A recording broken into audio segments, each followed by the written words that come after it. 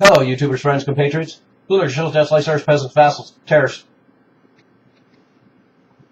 I'm a useful idiot, and I would like to talk about the embassy bombing attack in Libya.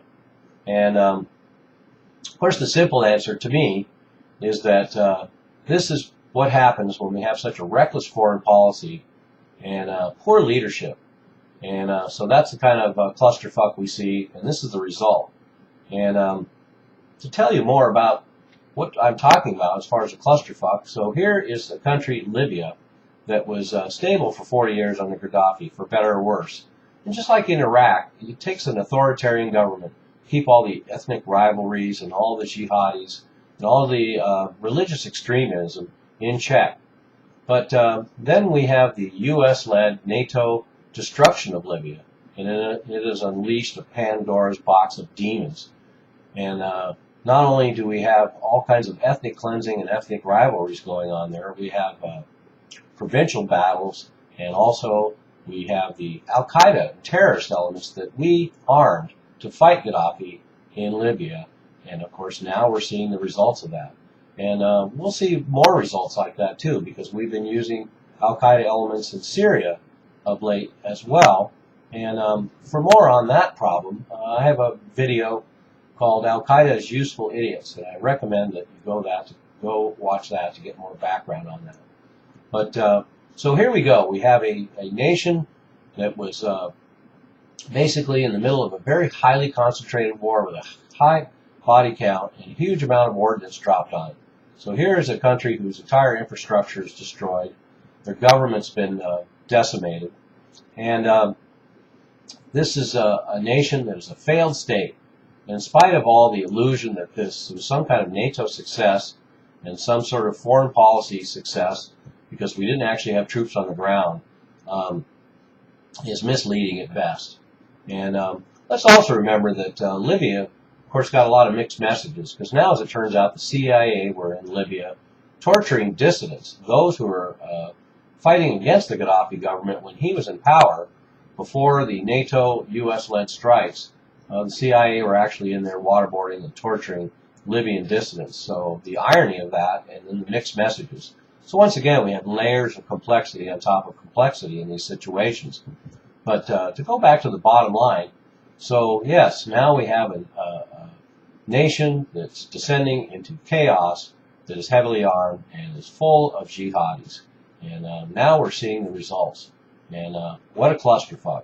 And speaking of clusterfucks, now we have a political clusterfuck going on in this country as all the idiot parade comes out with all the politicians like Paul Ryan and Mitt Romney and everyone else. And I'm sure Karl Rove and all those assholes are going to come crawling out from their rocks, and all this finger pointing and all this political opportunism is going to go on. And of course they're going to completely miss the point. And they're going to fill all the American people's head full of more nonsense than is already in their heads. So that's too bad.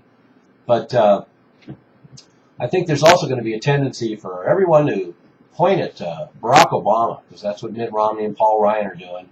And the GOP base always likes another occasion to point the finger at Obama and talk about what a failure it is. But I see a real consistency in recent American history in these kind of security foreign policy failures, bombing the USS Cole and the Beirut, Lebanon barracks with several hundred American soldiers were killed. We couldn't control the massacres in Bosnia. This is just the name of the game. And these situations get out of control, and things happen. And so all presidents are subject to these kind of security failings. Of course, a good glaring example of that is the fact that 9/11 happened in the Bush administration. I hate to beat a dead horse, but the fact is there was a huge security failure there in spite of all sorts of intelligence that pointed that direction. The fact that our security apparatus for some reason failed on that day, and this is what happens. So I'm not going to point the finger specifically at Barack Obama, but I will point the finger at our government security apparatus that fails on many occasions. And that's just the nature of our foreign policy recklessness, our poor leadership in the State Department and our executive branch. And once again, that's just how it goes. So my bottom line, my big picture, now is the fact that there were no Marines there guarding the embassy, and that is a little perplexing. I'd like to know more details about it because my initial reaction is the fact that U.S. troops' presence in Libya could be very problematic, and they could have ended up being targets anyway, and it would have been very provocative. So there's probably more to that story. But my bottom line, my big picture is this. So now, after the fact, in order to redress this security oversight, we are sending U.S. Marines into Libya, and this is where the trouble starts. We are asking for trouble, and we are going to get it, because with renewed presence of U.S. troops in Libya under these circumstances, this is going to blow up in our face. I promise you. I'm a useful idiot. Don't you be one too.